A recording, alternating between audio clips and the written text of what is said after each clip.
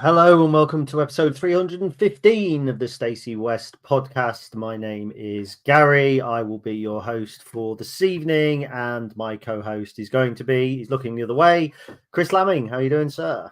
Good evening. Hello. I'm all right, thank you. Though a little jaded, I must admit. For those people that remember, probably about a year ago, we had the same conversation. Every year my work does an away day, bit of a get together for the whole organisation nationally. That was last night down in Warwick.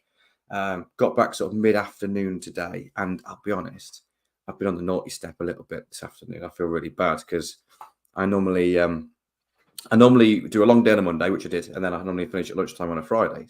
So I thought to myself, I'll just do a longer day tomorrow, make up for the time on Monday, and I can chill out this afternoon after feeling, as you can probably hear in my voice, not quite 100%. To get in from work and honestly fall asleep on the sofa for an hour or so. To get a few messages from my boss saying, "Thought you were soon to log in this afternoon. You've got some messages waiting for you." I was like, bugger! I've misinterpreted the messaging here, so I felt a bit bad and been amongst doing some prep for this evening. I've been doing some actual work this evening as well to try and get myself back in the good books. Well, How are you? I've been getting giddy over the past 24 hours because regular listeners will know that I am a big fan of the VW camper van. I think I messaged the other week that I was trying to get one. Now, there are 9 people who have brilliantly managed to catch the fact that we were going live 5 minutes before we actually went live. So welcome to you. And you're going to be treated because this is something I'm going to be taking possession of. That, for those listening at home, it is a red and white camper van. It's absolutely perfect for what we want. It's got all the little bits in it. So I've managed to negotiate a good deal on that, and we're going to call it Scooby. I've decided. Love that. I'm genuinely delighted for you that you found, because we've been looking for one for ages. And to get one that ticks all the boxes and just so happens to be red and white as well. It just ticks all the boxes, doesn't it? There are a few little minor points. It's actually coming from Cleethorpes. The place where I'm buying it is literally that guy lives more or less on Cleethorpes seafront. They're part of a VW club called CleW, and there's actually a CleW sticker on it, and there are 2 Docks Beers at Grimsby stickers on it as well. And I don't want to do too much to it because it's kind of the van. He's not a Grimsby Town fan. He's an Everton fan. Otherwise, obviously, I'd have to disinfect it. So, yes, it is, as Andy Brown is asking at home, it is a T5. I think it's a 2007, 122 on the clock, which I was quite happy with. Rock and roll bed, swivel seats, little bit of everything. So we're going to be living van life very soon. So the podcast could soon be coming to you from a cliff top at Whitby or a campsite in the Peak District. So, yeah, really excited. Or it could be coming from a campsite somewhere in Cambridgeshire, which we're going to come on to in a minute. But how did you find the international break, Chris? Obviously, no football last week. England doesn't really matter. Bit pointless. Although I did win some money by betting on us to how England, that is, to have under 2.5 goals this week against Finland. I just thought it's just smart. Yeah, I mean, I won some money. I put a tenner on it and won about 13 quid, but that's the extent of my gambling. That's good, guys. Smart though. If you do that regularly throughout the year, then that's a big pot will build up. But no, I always dislike international weekends because, particularly so early in the season, because I feel like we're just getting into the swing of things now. As we mentioned a week or two ago, when the transfer window is open, even though the football season has started and we're all excited about the actual games, there's still that kind of sideshow of the transfer window. When the transfer window slams shut, as it always seems to, it never seems to shut gently, though ours did. That's when, for me, football season really starts because it's all about the football. And then, well, we've got a break now. We ain't got a game, just as we're kind of getting into it. So from a football perspective, I missed it. It feels like a long time without a game. From a purely personal perspective, of course, it meant we could enjoy the whole day of the punk festival in Lincoln without missing any football. So there's a bittersweet. And I wasn't sick on myself this time, so that is great news.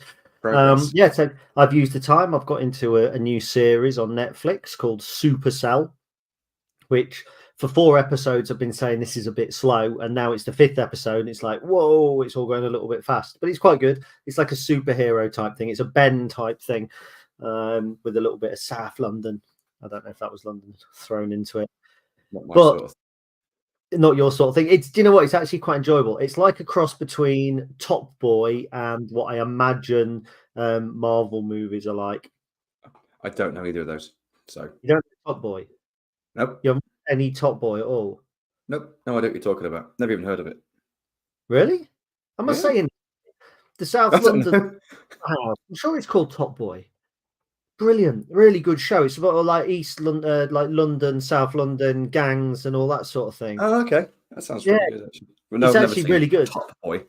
Yeah, it's really good. I think it started like on something like it started on one channel, like the BBC or something, and then they dropped it, and I think Netflix picked it up and made some more. And yeah, it's really, really good, really good. Should we talk about some football now? There hasn't been a game for us to review, hence us going on about Top Boy and Campervans, but we do have a little bit for you tonight. So we're going to do a Peterborough preview. We don't have the Peterborough preview from Keelan, who is going to be doing it on our behalf as a Peterborough fan because Charlie's in Gibraltar and seems to prefer getting drunk to doing his job. Then we're going to have a little bit of a chat about Sean Rowan. We're going to talk about Michael Scabala's Manager of the Month award. And then we are going to take some questions from the floor. Now, if your question comes through now and we forget it, an apology. Actually, should we take the questions? Should we pepper the questions? Garnish the podcast with questions as they come through. So we'll take of questions as we go through. Like that prick with the steak that basically just puts salt on it with his fingers in a glove. Yeah, and he charges a mint. He's like that. It's salt on steak, mate. He doesn't even put a portion of chips with him, and he earns thousands. Anyway, Richard Godson, a man who I'm sure likes chips with his steak, has got a question for us. Having to rearrange the Northampton fixture means we now have 7 games in October. That has implications for player fitness and attendances. I appreciate it's not a question, but it's actually a really good discussion point because quite a few people voiced displeasure to me over the last couple of weeks about the Northampton game being called off. In essence, we were missing 2 players, and that is it. One of which was Sean Rowan. The other would have been JJ McKinnon, and JJ McKinnon in and out of the side. So effectively, the game was cancelled over Sean Rowan. Now, to put a little bit of meat on the bones, as I understand it, there was an additional call-up for an injured player, etc., and there was potential for people on standby. I won't go into that too much. That's the club's business. We were able to cancel it. They took that opportunity. Now, it kind of leads into one of our discussion points, actually, which is Sean Rowan, but we'll come on to it.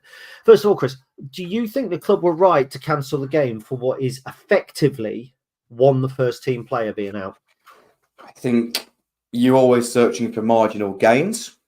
You know, it's a competitive industry, and anything that gives us an edge, I think, is a positive. Now, I think if it was another player, then maybe it wouldn't be quite so large in terms of the impact it has. But Sean Rowan's our only left-footed centre-back. He offers some real balance to our defence. Been a superb player for us, absolutely superb. And this kind of leads into the second point that Richard made in terms of like squad fitness. Attendance is another point. I think that's something that maybe will be affected with lots of games. We'll wait and see. Obviously, a Tuesday night game is going to have a lower attendance than a Saturday game. But this season, we, for the first time for what feels like decades, ever probably, we've got real genuine depth. So I think we are well equipped now compared to our competitors to deal with fixture congestion. So when it comes to October and we've got 7 games, I think we'll have a squad now that is going to be far more able to deal with that situation than the likes of Northampton and other teams that we're playing at that time. So I think it's smart because I think the squad's been built in a way that gives us depth, and we've taken advantage of a situation that maybe will pay dividends down the line. So we'll see. Playing devil's advocate, though, isn't it 6 of one and half a dozen of the other? Because if we're saying, well, we've got a squad that will be actually absolutely fine in October to go 7 games and it's nice and deep and we can take players getting injured and we can take resting players, then there was really no need to cancel the game on Saturday because there's only one player. We've got the squad, haven't we? We've got a deep squad. That's a really good point. Yeah, but I suppose by then, the transfer window shut, other teams will have picked up injuries. Maybe expect them to have more of a negative impact on their squad than it will do ours. So by default, that gives us an advantage on the day. Whereas on Saturday against Northampton, the original fixture, it's maybe not as big an advantage. Again, we're just discussing this. There's no definite right answer to the question. I think Right. if you win, then if we win the game in October, then it justifies the decision. If we don't, then it doesn't. But I get it. To be honest, it makes sense to me, particularly for only left-footed centre-back who is really key to how we play. He's had a great start to the season as well. I also think there is a psychological advantage behind a team like us missing a Saturday and not dropping too far down the table, because there are a handful of teams now in our division who have played more. It's 4 games. They've played 5. At this early stage of the season, we've got a bit of momentum, by the way, with 3 wins. And now there's teams that may be above us, maybe below us. Well, we know we've got that. It's almost like a psychological thing. We know that we've got a game in hand. If you're on 40 games and you're down at the bottom, points are better than games. But at this stage of the season, anything that's marginally psychological, and I'm sure that's not in the club's thinking at all. The club's thinking will purely and simply have been 1, Sean Rowan, 2, JJ, who is getting on the pitch, by the way. So we're not discounting JJ McKinnon here as somebody that's not in the first team. And 3, had anybody potentially, if there'd been players on standby, which does happen and clubs do find out about that, if they'd been called up, then we could also have lost further players. So I just think it's completely risk protection almost. It's almost like we've taken out insurance. We'll have this week off. You know what? We're 4 games in, but we're not. We're actually 6 games into the season because we've played 2 in the Cup. Maybe it's just important for us just to have this time now for Michael Skubala to get some of the new signings together. Apologies, my dog's dreaming, if you can hear that. The likes of Bailey, Cadamartri and Saxon Early, get them kind of involved in the squad as well. So, I mean, for me, it was the right decision, but I just think it's important to analyse both sides of the coin, so to speak. Yeah, I'll be honest. If I was a Northampton fan, I'd be a little bit annoyed about it as well, because of the reasons that were mentioned. It's beneficial for us. It might be less beneficial for them. Just saw Andy's question in the chat, by the way, in relation to is Saxon Early not a left-footed left-back / centre-back? Has only played, I think, made 1 appearance in his whole career at centre-back, primarily left-back, left wing-back. And Jez mentioned in the fans forum last week, that feels like ages ago, by the way, but that was only a week ago, wasn't it? That in terms of our recruitment, it was almost impossible to find a left-footed centre-back that was happy to come and be part of the squad and play behind Sean Rowan. But it was easier to bring someone who is a left wing-back, full-back that's a bit more defensive-minded that could slot in at left centre-back if we needed to. But I think that is putting square pegs in round holes. You know, for that one game, I would imagine if we did play on Saturday, you'd have seen probably Tom Hamer play at left centre-back. Yeah. And that does give us less balance in the back 3. So yeah, in terms of from the club's perspective, I think Sean Rowan is probably one of maybe 2 players, him and probably Ethan Arahan, I would say, that are probably irreplaceable in their respective positions in the role that they provide for the team. I think anyone else probably would have been more easily replaced. Yeah, 100%. I think with Sean, you can kind of replace him with Ethan. Well, certainly while Conor McGrandles is injured, you can't. But this leads us quite nicely onto one of our topics of conversation. So I'm going to mix up the running list on Chris. We haven't just sprinkled the sauce on. We're now mixing all the salad. It's the salt, the salad. We're like the chefs of Lincoln City podcasting. The finest of the finest. That's what we are. Yeah, we are cooking up an experience here for the 25 hardy souls who have decided they have literally nothing better to do on a Thursday than listen to us 2 boring bastards talk about football. We are 24 now. 24 now. Thank you, everybody. Sean Rowan, because we kind of let it pass on the podcast the other week that he made his 100th appearance against Stevenage because we had games and live shows and transfer deadlines and it all came. And it just kind of it slid through, didn't it? Stevenage was the first game after the transfer deadline. I think that was a really important milestone for the club. And I think it's really important to talk about Sean Rowan because some people, one of them will be listening right now at home, not right now, but he'll be listening on the podcast at a later date, are really critical of the youth academy. And to a degree, I can kind of understand it. But academies only ever produce 1 or 2 players per intake at most, really, that go on to first team football. We've spoken before about the academy producing footballers, not necessarily Lincoln City footballers. Alicia Huey, Hayden Cann, Sam Long, all gone on to play football elsewhere. Sean Rowan, for me, is almost like a jewel in the crown of the academy. I know he hasn't come through from 5 or 6 years old. Academy football's not like that anymore. You look at all of the top players, or a lot of the top players, it's amazing how many have been in 3, 4, 5, 6 different academies before they break through into senior football. And quite often it is remarkable. I write a lot about football. It's remarkable how many youth academies certain players go in. So we bring Sean over here at what, 16 years old, 15 years old. We put a lot of money into his Irish education. We put a lot of money into his development. He had a really tough time under a previous manager. He's now got 100 appearances. As John Booth said, first of all, Jonathan Booth, how many other academy graduates have actually got 100 appearances in modern times? Very, very few, I dare say. But before we move on to that, just a word on Sean Rowan, because he's gone away with Ireland under 21s. He scored a goal. His stock has got to be rising more and more and more, hasn't it? Hugely. Yeah, hugely. He's just really grown, hasn't he, in the last season or two?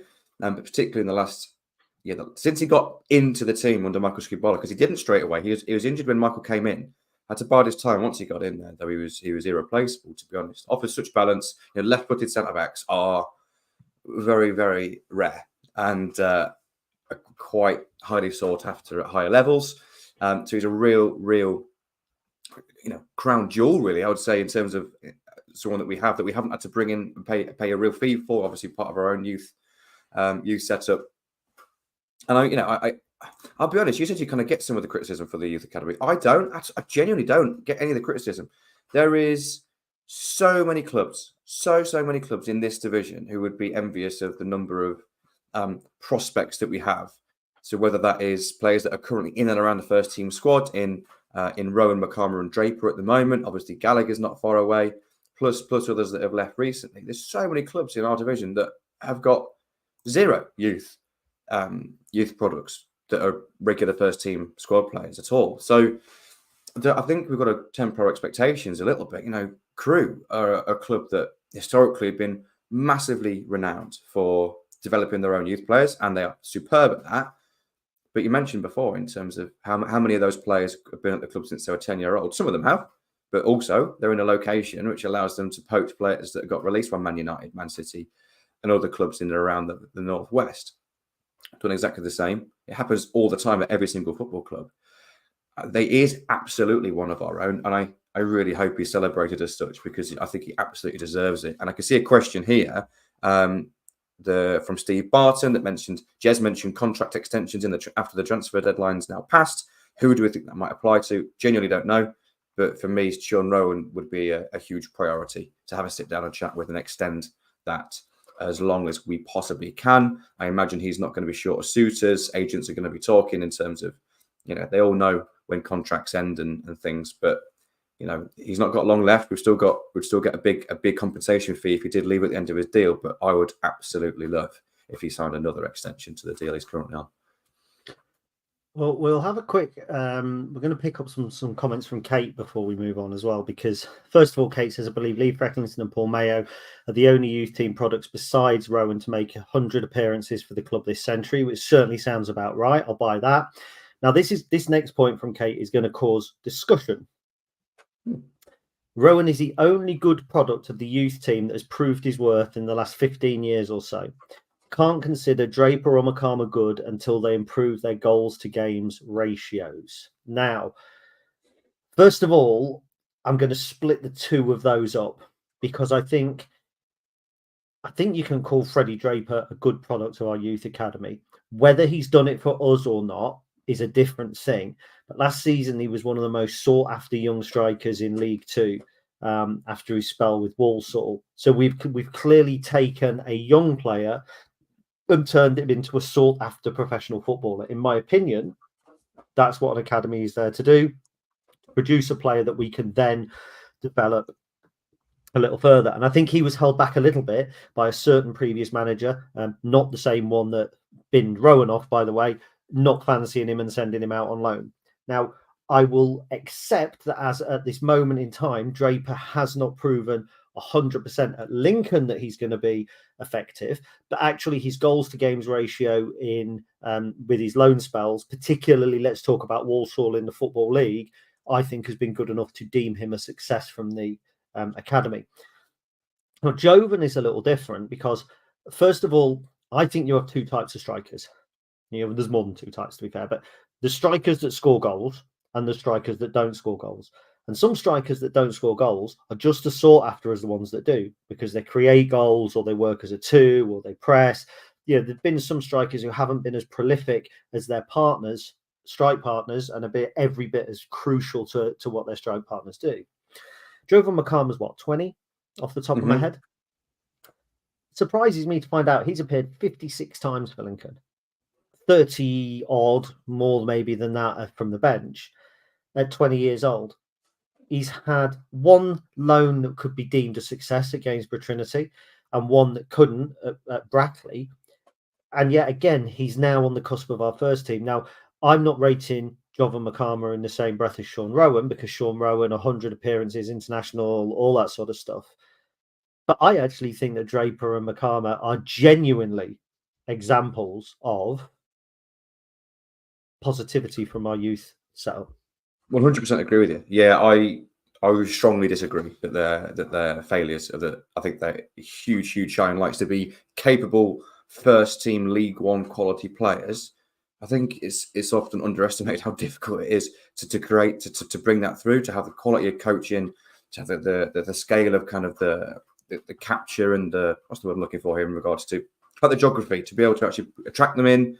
And then I think you often underestimate how flipping good at football you have to be a League One player. It's really, really good. And that for me, I think you mentioned this before, I don't see either of them as youth players anymore that are trying to break into the first team. They are very, very much very, very much part of the first team squad for me. They're seen as first team players. And in terms of goals to games ratios, they're young players. There's not many centre forwards out there who break into first teams and score goal after goal after goal. I'm going to just share some stats with someone who left this division with an outstanding goal record for £10 million, and that's Ivan Toney. Ivan Toney came through at Northampton Town, by the way, and scored 11 goals in 53 appearances, so did well. That was in, I think, League Two. Went to Newcastle, had a loan at Barnsley, 1 goal in 6 appearances, another loan at Barnsley, no goals in 9. Shrewsbury, 6 goals in 19 appearances. Scunthorpe, 6 goals. Wigan, 4 goals. Scunthorpe, 8 goals. So I think we could argue that was not hugely prolific. And then he goes to Peterborough United and scores 40 and 76. And then, of course, Brentford scored over 60 goals for them as well. But it took him to the age of 24, 25 to hit that level of consistency. But you only get there with appearances and that doesn't mean that it doesn't mean that they're not adding valuable parts to the team just because they're not the one that's tapping the ball in the net. I think particularly these days as well, the role of a centre forward has changed a lot more than just goals. You remarked at the first week of the season how many midfielders had actually been on the score sheet compared to centre forwards, and particularly teams that play one up top, centre forwards are facilitators a lot more. So I think it's just a little bit reductive to judge centre forwards solely on goals. It's obviously part of their game, but it's not the only part. And I think it's, reductive to look at it that way, really. We'll move on shortly, but I do like engaging with Kate because there is always at least something to back the opinion up rather than it being mindless opinion. She says, being in the first team doesn't guarantee you're a good player. Pat Kanuka was in our first team once. My argument is he played 6 games, not 58 that Jovan's played or however many it is that Freddie's played, 30 odd that Freddie's played. And also it was a different level. I do understand why there are people that will point at those players and say that they are not an example of the youth academy doing well. The other point that I think some people will make is, well, those 3 all came through the youth academy at roughly the same time. So where have been the players since then? Where's Bailey Adamson, for instance, who looked particularly good? But obviously Zayn Okoro's in the side at the moment, in and around it. There's a couple of others, I think, of the young players that have been as well. So, look, this is a debate that we could have going on into the night, but we're not going to. We're going to move on. Can I just say one small thing is that I just think it's nice that we've even got players to talk about that they might be prospects. Whether they make it or not is a different thing. 10 years ago, we didn't have anybody really that had a realistic chance of being a prospect in the first team. So the fact we've even got this discussion, I think, is a positive in itself. That kind of proves the point, in my opinion. You may continue. Thank you. So we were going to, obviously, that's kind of come from talking about Sean Rowan, who I think we ought to particularly just touch on. Obviously, 100 appearances is pretty impressive. He's a very special type of player in being a left-footed, left-sided centre-back, very much in vogue, the three at the back, somebody that is likely to be in demand. The fact he had failed trials at Chelsea and Southampton and didn't get anybody offering him contract in the not this summer, gone the summer before, probably isn't to his detriment. It's probably to our credit a little bit, certainly certainly benefit to us. And whilst he's out of contract at the end of this season, might be wrong. Yeah, I think so. He will still be under 23. So yes. If we offer him a contract, he either takes it or somebody has to pay up. Now, bear in mind, a tribunal it's not a fee. It's compensation, and it's compensation that gets paid based on how much you have invested in somebody's development. And if we took him at 15 years old and at 22 years old, somebody wants to take him from us, that's 7 years development. It would be a hefty fee. I think if it went to a development fee, I genuinely believe that would be getting close to a 7-figure fee, personally. So we shall see. We could talk about that all night, and I can see Connor and Kate having a great discussion in the comments. So brilliant, you carry on with that. Fantastic. We're not going to move on to Peterborough just yet. We'll talk about Michael Skubala being nominated for Manager of the Month. Now, this one actually came out of the blue a little bit for me, because I hadn't put Chesterfield in the Chesterfield game. I kind of had that anything pre-international break was August, but of course it wasn't. The Chesterfield defeat was September. Stevenage, I think, was still August, wasn't it? Was it the last day of August? Stevenage was the transfer deadline 30th, and we played them on the 31st. So we've actually got a manager that's played four in the league, won 3, leading goal scorer. I don't think there's a hope in hell that he wins it, but I think I worked out that he's now had 5 full months as manager. So December, January, February, March, April, and August. So that's 6, isn't it? Full months as manager. Mm-hmm. And he's been nominated for Manager of the Month in 3 of those. It's outstanding. It is outstanding. Yeah, it is outstanding. I'll be honest, I wasn't expecting it this month because we've lost a game, and it's rare to see a Manager of the Month recommendation when there's been a loss in there.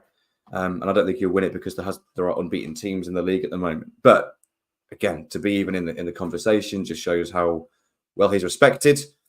And yeah, his stock is only rising. I think it's fantastic for the club that he signed a contract extension, of course, as well. He seems just incredibly committed to the club and the cause, and there's real alignment, I think, between him, his coaching staff, the board, all the stuff behind the scenes. I think that's something that really shone through at the Fans Forum last week as well. And there's not a lot to say other than it's just good. Well, there we go. Do you know what? I wanted to pick up on something and kind of put it alongside another one of our League One promotion candidates, if I may. And this isn't on the list, by the way. So we lost a couple of games in August. Lost against Harrogate in the Cup. Lost at Barnsley at home. And we've lost to Chesterfield. Effectively, we've played 6 and lost 3 this season. That's the long and the short of it. However, you kind of wish to look at it. But our owners at the Fan Forum last week, there was Harvey was there, Clive wasn't there, but Harvey was there, laughing and joking with Michael. There's no pressure. There seems to be this absolute synergy, which I think is really important to know. On the other hand, Huddersfield Town, who have had a decent start, but lost a couple of games in the Cup, their chairman, American-based chairman Kevin Nagel, went online after their Cup defeat at Doncaster Rovers and blasted the team, saying it's not good enough and things need to improve. And today, Michael Duff, in his pre-match press interview, has had to come out and defend himself against the owner, saying everything's fine, everything's good. 2 teams in really similar positions. And I think it's really important to note sometimes we don't always look at what's going on elsewhere. So we don't look at other people's owners. We just look at us, and you get the idiot who was shouting at Harvey at the end of last season, put your hand in your pocket, or at Christmas or something like that. Whereas actually that synergy that we've got is really positive, and it is sickly. It is sickly us being here going, oh, isn't everything great? Isn't Harvey great? Isn't Clive great? But it really cannot be understated. When you're reading that about Huddersfield, who are top 6 at the minute, I'm not sure. They didn't play last weekend. They might be 7th, something like that. And already you've got the owner lashing out at them. That's the danger for a lot of the clubs in our division, and that'll work to our kind of in our favour as well, I think. And that just kind of leads into Michael Skubala being named as a potential manager of the month, which he probably won't get. To be honest, I'd probably give it Dave Challoner. I think he's been outstanding as Stockport manager, but we'll see. He's probably going to go to Wrexham after all of that. I mean, why not? Everything else does. But I thought that was worth making a point of. Yeah, I 100% agree, and I think it's a good point to say that we do sometimes get stuck in our own little bubble at times, and we all think our football club's special. Every football fan does. Everyone thinks that we do things differently, and that there's something, just a little bit different, a little bit special about our own individual football club. But I think particularly anyone that came to the fans forum last Thursday that didn't already feel that was the case left feeling that was 100% the case. And when you compare it to what's happening in the rest of football, we just look at the bigger picture. We do things sensibly. We do things smartly with a long-term vision. And a lot of clubs don't do that. It's ridiculous to be criticising teams that are in the top half of the league for 3 or 4 games into the season. Ownership's coming out and putting statements out. And it's just quite nice to know that we haven't got people running our football club that are that kind of short-sighted. But also I think it goes to say just the level of pressure that there is in League One this season, because those clubs will have invested money. They know there's going to be financial regulations most likely coming in next season, which limits their ability to spend as much. There's probably real significant pressure on them getting promoted this season. So when you lose one game, it almost feels like you're losing touch with the top 2 positions. So I get where the pressure comes from, but kind of it just makes me feel good about where we are rather than getting annoyed at the overall stature of football, which I used to do. It's just I like that we're not part of it. I like that we're a little bit different, a little bit more forward thinking. Aren't we special? So we're going to, if you're listening at home or you're listening while you're doing the Great North Run, as Jack Mulhall did on Sunday, well done, Jack, or you're on the Patreon where I now upload the raw footage for this, you won't get an advert. If you're listening at home, you will get an advert. If you're watching on YouTube backwards, you might get an advert. If you're watching on YouTube live, you won't get an advert. Whew. Whatever is coming now. Brilliant. There we go. For those watching, this bit gets cut out, although I think I forgot to cut it out the other day. If you're listening on Patreon, this bit gets cut out as well. So the conversation's still going on between Connor and Kate about strikers. I am not getting involved in that, but we'll come back in 3, 2, 1. Brilliant. That was a word from our sponsors. It might have been me telling you Sky TV is great. Possibly. From what I've heard, it isn't. But watching it from the comfort of my armchair in Valencia is actually quite good, watching the footage of Lincoln City games. So let's move on. There was a question that somebody mentioned to us the other week. I can't remember. I think it was Kyle Fox on the Patreon Discord, actually. He asked, now with hindsight, after the transfer window, was there any teams that we felt were better or worse off, or that we would change our prediction? I have one, and I certainly think you had one. So we'll go to you first, Mr. Lamming. Not technically Lincoln City orientated, of course, unless your answer is, of course, Lincoln It's City. not Lincoln City. No, it's not Lincoln City. We put those. The chat off air. You said it was going to be Lincoln. no, it wasn't. I said that. Wrexham. For me, I put Wrexham down 14th in my personal predictions, and I still feel that Stockport probably are still better suited to have the stronger season than of the promoted clubs. But Wrexham have started the season on fire and are better than I expected them to be in terms of the type of football they're playing. I thought it would be a little bit. I think there was a ceiling to their style, but nope, they've continued and grown, and they're good. They are good. I don't think they're quite top 2 good, but they're better than I thought they would be. They're going to be in and around the playoffs, in my opinion, and I put them all the way down, kind of mid-table. So, yeah, regrettably them. No, I'm going to maintain us in the playoff chase. We could get 6th, we could get 7th, we could get 8th. That sort of area is where I think we'll be. So that's not far from where we put us. But yeah, for me, the big move is at Wrexham. What about you? Well, I may have misinterpreted the question because I thought it was based purely on the transfer window and who really impressed or no. It looks by your face like you've misinterpreted the question. Yes, I think I'm quite so. happy I think about I that. may Yeah. For me, Reading, because obviously I really fancied Reading. I was hoping that I wasn't hoping, but it looked like they were going to get their takeover sorted. It looked like they were going to be able to sign players. I fancied them for a promotion push. I think that's going to be really difficult now. I think they'll be too far behind by the time it gets to Christmas, just purely because they don't have the squad. So I have realigned a little with them. Although a team have surprised me in the first couple of weeks as well, and that's Barnsley. I don't think they're particularly good, but I think signing Davies Keeler-Dunn and a couple of the other players, they have covered some of the deficiencies that they had in the squad. So I think I had them quite low down, and I'm beginning to reevaluate that a little bit as well. Yeah, I'm still unsure by Barnsley, to be honest. I think they're going to be in a similar position to a lot of clubs in that they will expect themselves to be in the playoffs, but there's lots of clubs that will expect it. And I think that pressure compared to clubs maybe like us, there are others as well that maybe don't expect it, but think they've got a good chance of getting there. I think as the season progresses, we've heard it from the owners already, maybe that pressure will take its toll a little bit. So, yeah, I think in terms of the transfer window, they've definitely improved in some of the areas they needed to. But I still think there are stronger squads out there in League One. Yeah. So in terms of squads, we've talked about squad depth. We've certainly got it. One team that we were particularly interested in over the transfer window was Peterborough United. Oh, it moves us smoothly into the final section of the show because we have got a huge game coming up this weekend. A huge game against Peterborough United. We're both going. We'll both be at London Road. But it's massive. First of all, the first real talking point I think around this is Peterborough United a local derby? Because kind of growing up, there was all manner of games that were local derbies, and that's purely down to my dad. And it's actually a little bit of a family thing. Look, my brother's popped by this evening, so nice for my brother Paul to be listening. Fitness Hutch, that's his channel if you want to check it out. So growing up, like my dad would say, Cambridge is a local derby. Peterborough's a local derby. Mansfield's a local derby. Chesterfield's a local derby. Literally, if you could drive there in the morning, it was a local derby.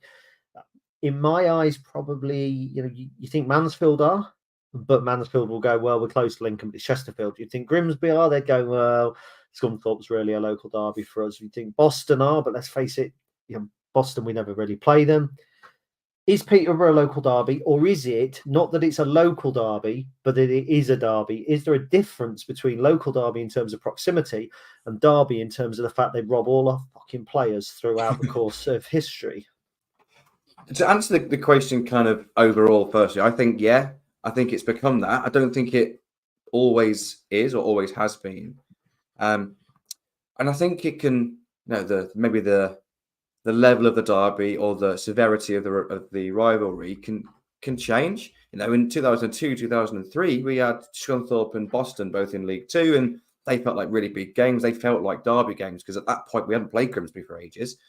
But traditionally, for me, I think Grimsby, for us, certainly are our main local rivals. But from Peterborough perspective, I think they've certainly become that. They've always felt local-ish. It's not a million miles away for us, but it's not 15 minutes down the road, is it? But we've played them a lot recently. They've generally been on a slightly higher trajectory than us. They've always been a few years ahead of us in terms of their development.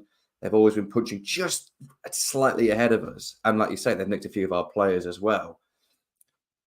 So yeah, for me, it feels like a derby. It's one of the games this pre-season when the fixture list came out that I was really, really, really looking forward to. So for me, it does feel like one, to be honest. What about you? It's not a local derby. It's not a local derby. If I couldn't drive there inside an hour, it's not a local derby. But does it feel like a derby? Yeah, of course. Yeah, it's like John Booth said. It's a rivalry or a derby rivalry. You think about Keith Alexander going there. You think about Peter Gain going there. You think about the 3-3 draw with Sammy Smodic throwing himself to the floor like a tantrum baby and the idiot referee giving the penalty. There are moments and strike points that make it a rivalry. And because it's a relatively close rivalry, it's classed therefore, I think, as a derby. Whereas you think the rivalry we had with Forest Green a few years ago, where there were just as many strike points, with just as many incidents, that was just a rivalry. And let's face it, they never brought very many fans. And therefore, is it the number of fans as well? And we always take a good number to their place. We've sold out 1,600. They'll get the same when they come to us. We're similar size clubs, I think, as well. But for me, a local derby, and it's a question, what would we call a local derby? I think it's got to be. I don't think it's defined by you who's in your city. I think it's the one or two teams geographically that are closer to you. So Yeovil would probably like Exeter and Plymouth is a derby. Yeovil would consider maybe the Bristol's a derby, whereas by the time you've driven from Yeovil to Bristol, we could be probably in 15 different grounds.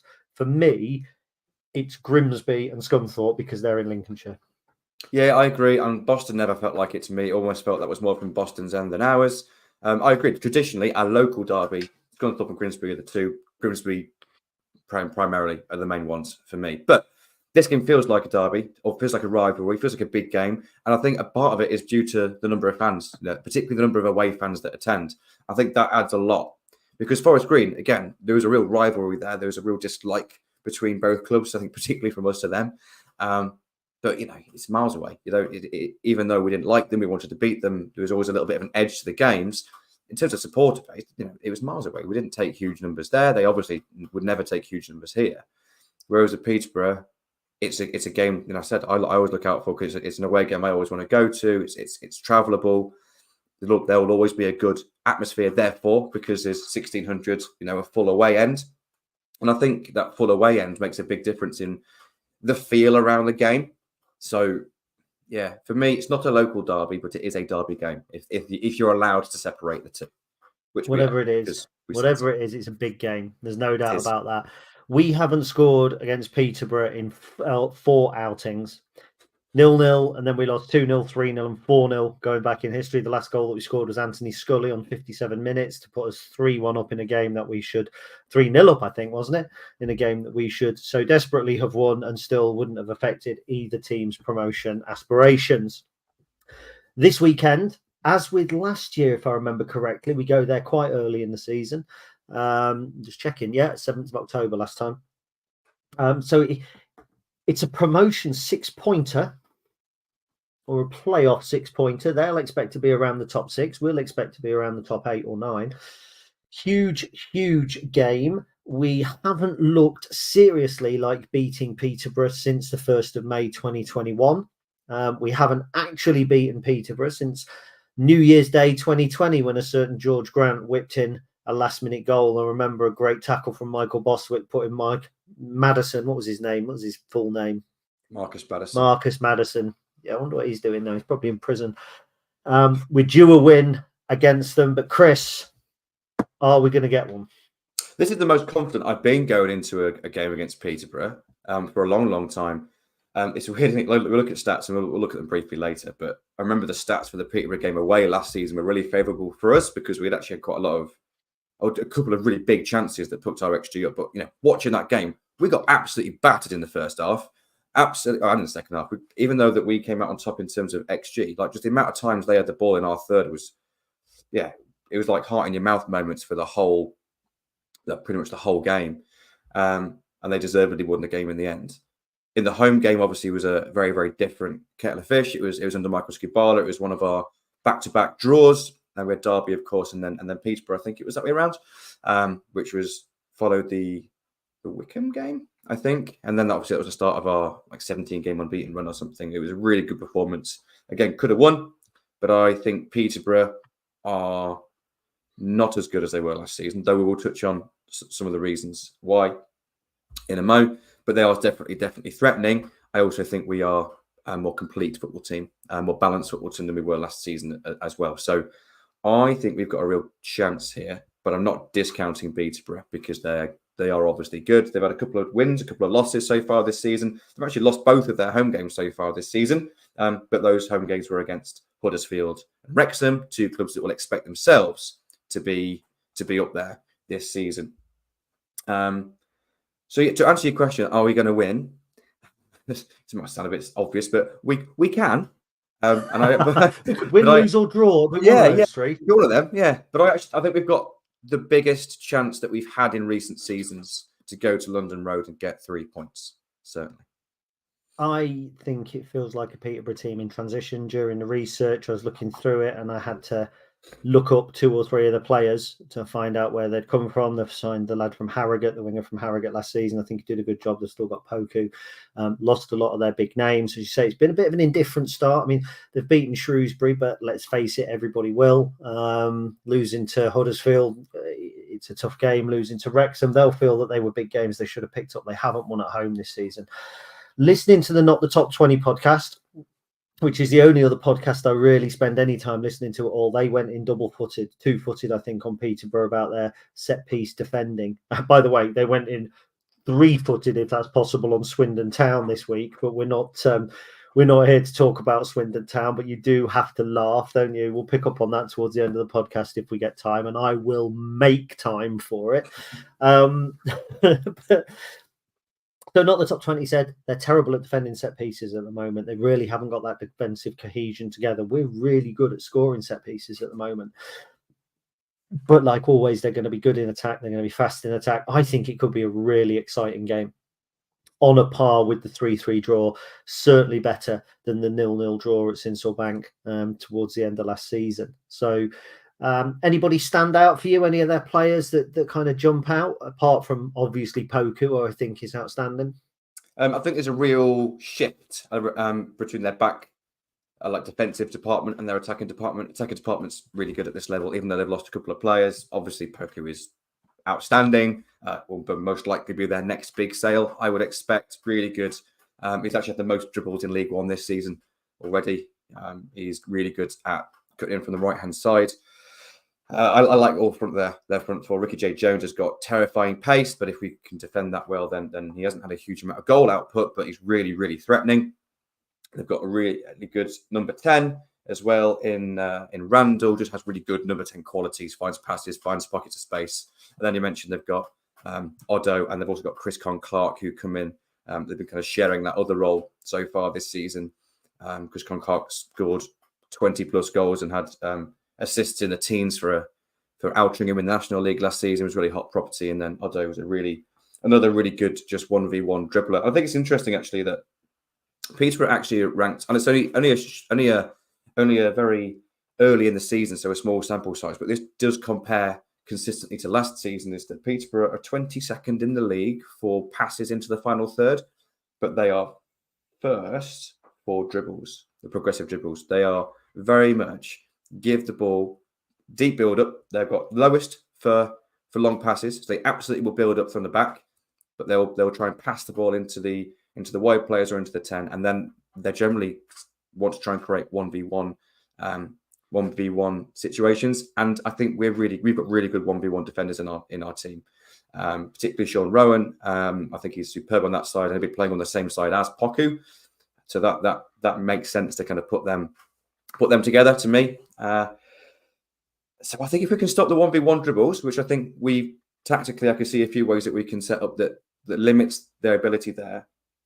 We've got some real threat on the break. They attack with 2 attacking fullbacks. We play with 2 up front, so they don't have the +1 at the back that most teams want to try and defend with. So that's going to be really exciting on the break for us. And we mentioned set pieces, so I think there's a lot there. And one last point in terms of the individuals is their back four. They've played the same back four, started with the same back four in every single one of their league games so far. Jack Sparks plays left back. Good replacement for Burrows, I think, for similar qualities, but has been subject to some criticism defensively. Only 23 years old. They signed Mr. Wallin, who we discussed previously from the Swedish league, 23 years old. Only played 50-odd games in the first team by the age of 23. Obviously, he's only just moved to England. They've got Emmanuel Fernandez, who prior to League One this season had only made 8 first-team appearances for Peterborough, despite being there since 2020. And they've got Sam Curtis, who's only 18 years old, was playing right back on loan from Sheffield United, who broke out really early at Shelbourne, played a lot of games at an early age there, and then got a move to Sheffield United. But this is his first real stint in a first team in competitive football in England. So very, very inexperienced back line. I think even though some individually they have quality, I think there's potentially a lack of real leadership there at the moment. They've missed some good big players. So I think there's question marks to ask of them defensively. I think we've got real good threats going forward. Set pieces we've already mentioned, that's a huge benefit to us. And I actually think we're going to be all right if we can win our 1v1 battles in terms of 1v1 defending. I think we've got a real strong chance here. I'll let you talk for a bit before I go on the tactical stuff. A couple of interesting points there then, because I think it asks a few questions about our team selection. So I think, first of all, we are going to be looking at hitting on the break, perhaps with a little bit of pace, perhaps with a little bit of directness. I think Bailey Cadamarteri starts this weekend with Ben House. He's come here to play, and I've been watching some of his clips for Chef Wednesday, and he's got pace, he's quite strong, he's quite direct. We're not going to start with a Fred. We're not going to be aiming at a target man. I think it is Bailey and Ben House. Big question mark then over who starts on the left. If we've got a relatively inexperienced 18-year-old up on the right-hand side for Peterborough, our left side is going to be interesting. We know it's not Rico Hackett. He's obviously injured. I think it's a toss-up, obviously, between Duffy and Eric Ring. I think there's every chance Ring could start and get 60 minutes. I think that would be probably the way that I would like to see us go. We will obviously miss Paudie O'Connor. Adam Jackson is sure to shift through into the centre, into the so-called warrior role. I think there's only one person that then can play on the right side of the defence, and that will be Tom Hamer. They're so susceptible from set pieces, or they are susceptible from set pieces. We're going to chuck those big balls into the box every opportunity we get from the long throws. It's going to be Adam Jackson that we're going to be looking on the head for. So in my opinion, I think that our team selection is going to be really interesting. It's going to be one of the first weeks where we're looking at who is playing again, not who isn't playing. Obviously, we'd like to have McGrandles back. Rico had a little bit of a setback, so he won't be coming in.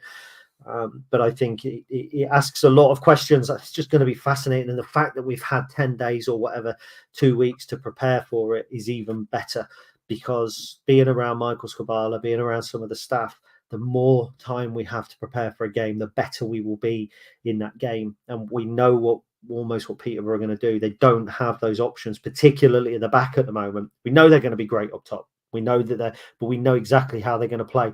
And we have an air of unpredictability about how we play. We can be tight, we can go long, we can counteract the likes of Stevenage, or we can be relatively free-flowing and attacking. Doesn't always work, but in the 2 cup games against Harrogate and Chesterfield, in the first half of both those games, we were high possession. We were playing some lovely football. It was just about getting those final shots away. In this one, we're going to see a combination of the two. Yeah, I think this really suits us. I think it's a perfect fixture for us to make a statement here. You mentioned that they haven't got the options. They've made the fewest number of substitutions in the whole league so far this season. They've only made 12 subs in the games they've played so far. So that really does go to show that they haven't quite got the depth that we have. There's no denying they've got individual quality. We know they've got individual quality. I also think from a tactical perspective, because I always like to see, what other threats do they have, and how can we counteract it, and what can we do? They always play 4-2-3-1. That they've started in that shape pretty much ever since Darren Ferguson's been back at the club. Have done so far every league game so far this season as well. So I think we can be pretty confident that they're going to play with a back four. They play with a back four with both fullbacks attack.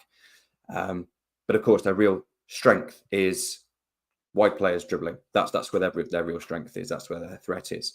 Now, we normally play 3-5-2, of course. I fully expect us to be in that shape in possession, as we always are, back three, one in front in terms of Rahan protecting, and then everyone else kind of going forward in terms of the 3-8s, the 2 wing backs and the 2 forwards, which is nice because that overloads their back four.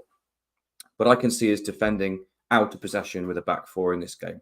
I think that just makes total sense, because you generally want to, if you can, you want to play with a +1 at the back, which means you've got one extra player in your back line compared to the opponent's front line. They play 1 up top or 3 up top, depending on how you look at it. So if we played our regular back, let's say a 5 with low wing backs, so you have let's say it's Eric Ring, for example, or it's Dom Jeffries, or it's Dylan Duffy. You're asking that left wing back, whoever it is, to play 1v1 versus Poku. That's not wise. He's gonna rinse them. If you play a defensive back four out of possession, you're asking Sean Rowan to do that. That makes total sense. His strengths are one-on-one defending. I see Tendai direct will play as a more traditional right back out of possession. It also gives us a 4 in our back line against their front 3. So we've got a +1. We don't need the +2 with 3 centre backs against 1 centre forward. It makes total sense for me to defend like that. It also means that we can limit their overload out wide because they do attack with both wingers and both fullbacks. We generally play wing backs, which means it's going to be 2v1 on both sides.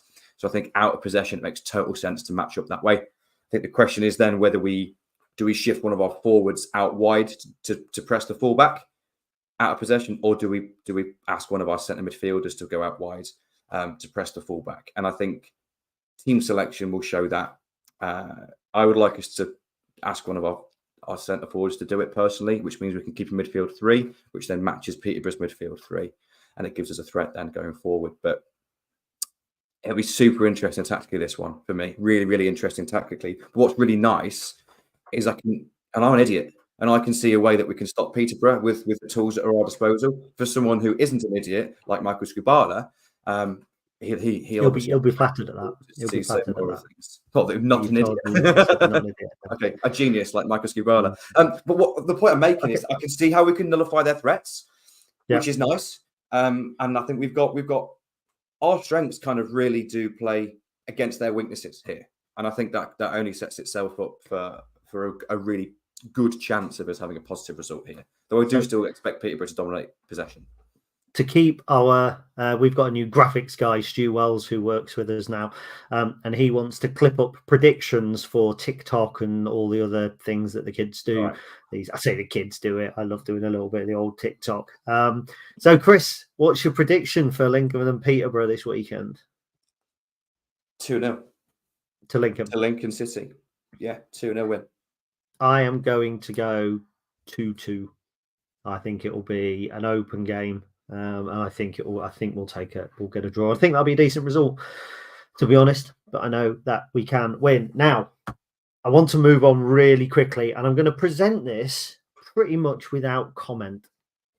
So I want you to imagine all of the Lincoln City managers of the past that you can remember. If you're watching, there's 33 people watching at the moment. Some of you might remember as far back as Graham Taylor. Some of you might only remember as far back as, I don't know, Danny Cowley. But imagine all of the managers. I'm going to describe a scenario to you, and I want you to tell me in the comments which manager you think this would be. So let's assume you're playing a game away from home, and the opposition have their goalkeeper sent off on 42 minutes, and they don't have a reserve goalkeeper on the bench. So they have to put an outfield player in goal. So you're playing against 10 men away from home with an outfield player in goal, and you don't register a shot on target in the first 25 minutes of that. It wasn't even they didn't register a single shot. A shot, not a single shot. So it got sent off, I think, in the 18th minute, all the way through to half time. Not even a single shot. Chris, it's a hypothetical situation. Sorry, of course, yes, hypothetically. It's not real at the moment. So sorry. You're losing 1-0 in the 97th minute, and one of your players has a pot shot from miles away and scores the goal, and it's 1-1. And the manager comes out and says he's proud of the fact that his players didn't start shooting from anywhere against the goalkeeper. We've already got 2 winners. Kate, who was going to go and get a breakfast a moment ago, Mark Kennedy. Steve Barton, Mark Kennedy. So it's our old friend Paul Farman, great goalkeeper, sent off. Did you see it, by the way? I did see it, yeah. Oh, I loved it. I absolutely loved it. As a keeper, you're bound to love it. Did you see the Harry Smith sending off for Swindon? Oh my lord, he should get locked up. He should get locked up for that. It was awful. He's got a bit of a loose head at times, hasn't he, Mr. Smith? Well, the guy he elbowed, I'm surprised he didn't knock his head off. Indeed. Yes, of course. I'm presenting that without any further comment at all. It's getting up on the hour. I think it's a good time for us to finish. Me and Chris have got a show to record after this, which is our fantasy football show. That will be out on YouTube tomorrow. This, I'm hoping, will be available for people to listen to later. But if you're listening to it now, you're probably not going to listen to it back, so none of that matters. We've had almost 2 weeks without football, and it's been like a barren desert for me, filled with punk music, camper vans, and writing. You've filled your time however you see fit, but you do not have to fill your time any longer. Saturday, 3:00, London Road, Peterborough United, Lincoln City. A local derby. Ladies and gentlemen, boys and girls, thank you for joining us. Up the imps. Up the imps. Shit, I've lost the cursor. There we go.